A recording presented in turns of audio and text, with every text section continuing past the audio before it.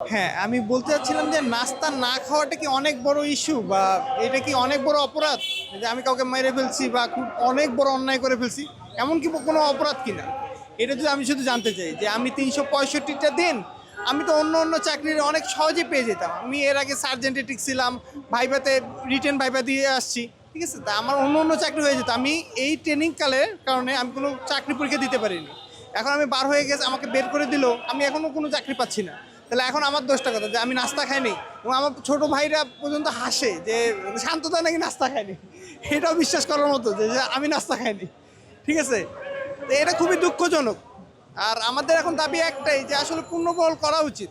আমি যদি অন্যায় করতাম আমি মেনে নিতাম যে আমি অন্যায় করছি, আমাকে এখন বের করে দিয়েছে, এটা ঠিক ছিল। কিন্তু আমি তো অন্যায় করিনি।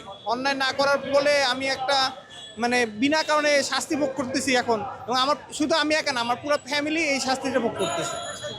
এর আগে আমরা সচিবালয়ের সামনে অনশনরত ছিলাম। তখন আমাদের সমস্যা হয়েছিল। তখন আমরা আমাদের ব্যাচমেটস যারা ছিলেন সকলের গায়ে রাতের অন্ধকারে পানি মারা হয়, আমাদের পানি মেরে ছত্রভঙ্গ করা হয়। তো তারপর থেকে আর আমাদের অনশন করা হয়নি ওইভাবে, কারণ আমাদের ওইভাবে দাঁড়াতে দেয় নাই।